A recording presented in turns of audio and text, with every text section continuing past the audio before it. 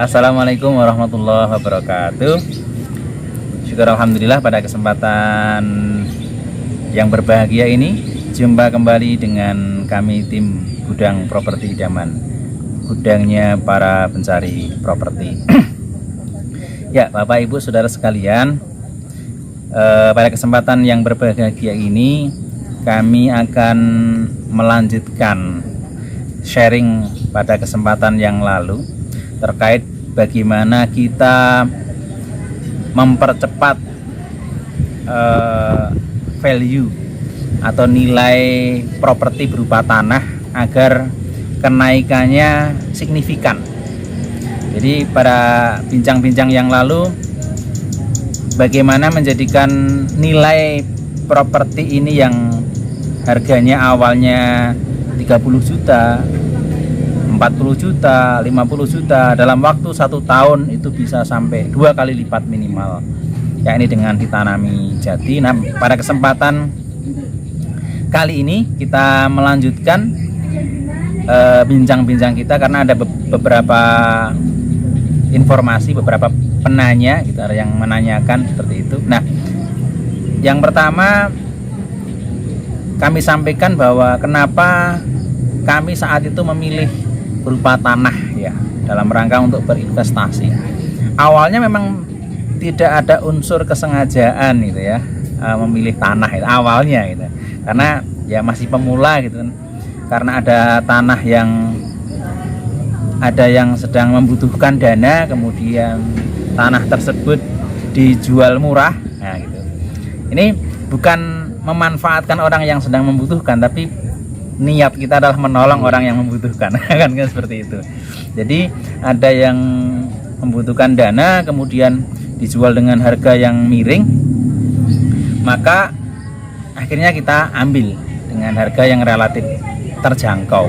Nah, kemudian setelah kita tahu ternyata ada yang menawari untuk ditanami, awalnya ditanami sengon, awalnya kemudian ditanami jabon dan sebagainya, tapi akhirnya jatuh pilihan di jati. Nah, yang pertama, kenapa alasan kami memilih, lebih yakin setelah tahu, lebih yakin memilih investasi berupa tanah. Tanah itu yang pertama barang yang sifatnya tidak berubah, jadi aman, relatif aman. Kalau investasi berupa emas ya, mungkin kalau kita punya emas, kalau nggak disimpan di bank, kalau simpan di bank kan biayanya ada biaya penyimpanan gitu. Disimpan di rumah nanti kalau ada pencuri kan gitu. Nah, kalau kita memilih tanah itu ya, tanah ini ya nih misalnya tanah ini aman gitu. Amannya bagaimana? Nggak akan dicuri orang gitu. Kalau dicuri 1 genggam nggak masalah kan gitu. Aman ini kan, tanah nggak akan dipindah orang juga nggak akan, dicuri orang juga nggak akan, jadi aman.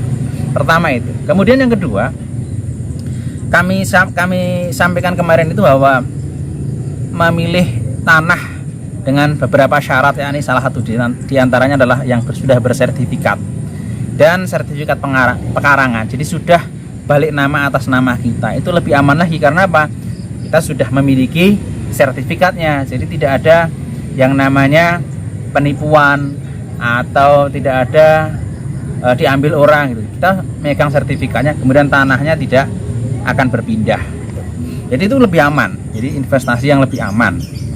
Nah, kemudian tanah ini dari sejarah sudah turun temurun, itu kenaikannya atau value-nya itu akan terus naik. Nilai tanah ini, nilai jualnya akan terus naik. Belum ada yang nilai tanah itu turun, kecuali ada faktor tertentu ya. Secara umum akan naik, jadi aman. Itu lebih menarik. Yang kenapa kok kita memilih investasi berupa tanah. Nah, kemudian kalau misal tanahnya ini ya kita beli tanah kan tetap pakai modal. Nah, kalau Bapak Ibu Saudara sekalian di lokasi sekitar Bapak Ibu sekalian itu mungkin di daerah pedesaan atau di daerah yang nilai tanahnya itu masih tidak begitu tinggi, itu momentum yang bagus. Nah, kalau di Jogja ini, saya ambil contoh di Jogja ini, nilai jual tanah atau nilai value tanah ini yang relatif masih miring itu misal contohnya di daerah Gunung Kidul. Di daerah Gunung Kidul itu masih relatif di bawah daripada Sleman, Bantul, Jogja, dan Kulon Progo. Kalau Kulon Progo sudah naik karena ada beberapa pemicunya, di antaranya ada bandara dan sebagainya. Kalau di Gunung Kidul sekarang sudah mulai ini, yang awalnya masih nilai tanah itu masih rendah, sekarang sudah mulai naik. Nah ini momentum yang tepat. Salah satu contoh ini, nanti Bapak Ibu saudara sekalian bisa mengaplikasikan di daerah Bapak Ibu sekalian. Di Gunung Kidul ini sedang naik daun gitu ya. Naik daun, tanahnya itu sedang berkembang. Kenapa? Karena sekarang sudah mulai dilirik dari wisatanya gitu kan. Dari para investor sudah mulai merambah ke sana. Kemudian sekarang sudah ada kampus UNY, ada kampus dibangun kampus UGM, kemudian ada beberapa kampus yang membeli lahan di sana. Nah, ini sudah mulai dilirik di sana dan harga tanah masih relatif miring. Masih sangat terjangkau lah. Ini momentum sebenarnya. Jadi momentum bagi kita untuk berinvestasi karena dari harga masih relatif terjangkau. Nanti kalau sudah ada fasilitas umum tadi sudah berkembang di sana, hotel besar yang bintang 5 sudah mulai dibangun di sana gitu, sudah beroperasi misalnya gitu.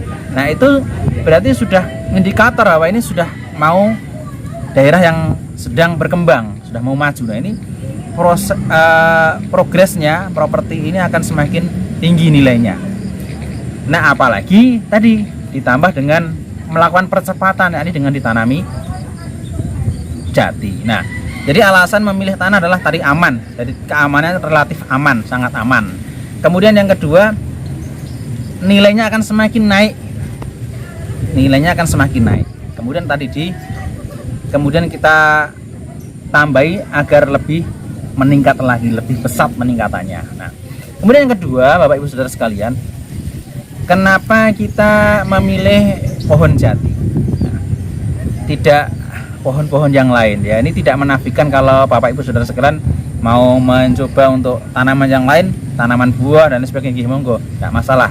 Tapi kita sharing dalam rangka kesempatan ini adalah pengalaman kami, yakni kenapa kok memilih jati. Yang pertama, jati ini tadi ya, jati yang memiliki jenis unggul, bukan jati Jawa ya. Jadi jati jenis unggul ini tingkat pertumbuhannya pesat dibanding dengan jati lokal, jati Jawa. Pesat dan kualitas kayunya juga bagus, bisa untuk furnitur, kemudian untuk rumah, misal untuk tiang dan lain sebagainya, digunakan untuk bahan-bahan bangunan masih bagus, cocok gitu. Jadi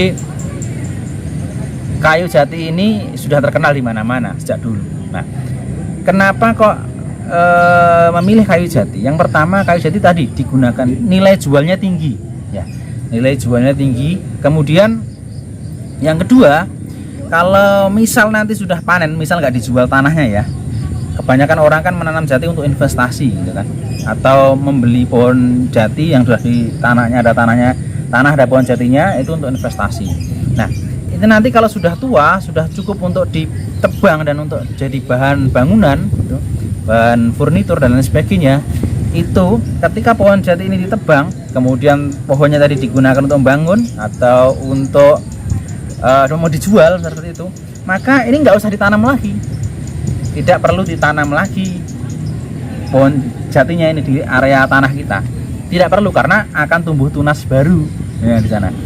Tumbuh tunas baru, misal biasanya setelah ditebang itu ada sekitar 5 sampai 6 tunas.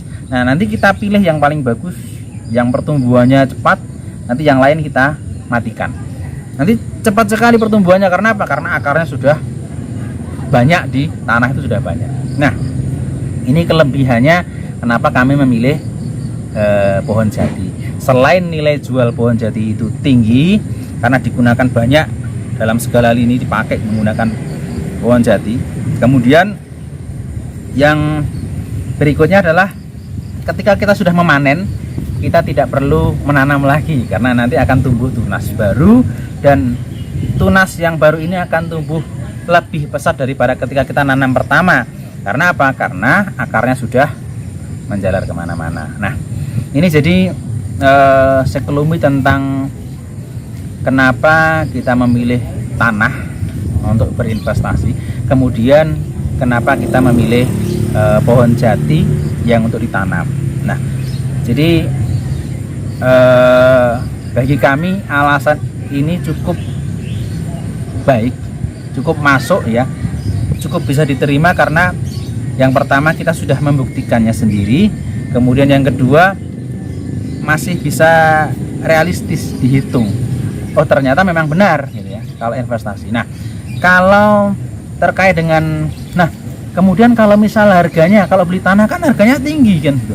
Enggak, sekarang banyak di daerah kita, bahkan misal di daerah Gunung Kidul itu harga tanah mulai 25 juta sudah ada. 25 juta ada. Nah untuk mengumpulkan dana 25 juta itu nggak sulit, insya Allah nggak sulit gitu ya. Senilai dengan harga motor gitu kan.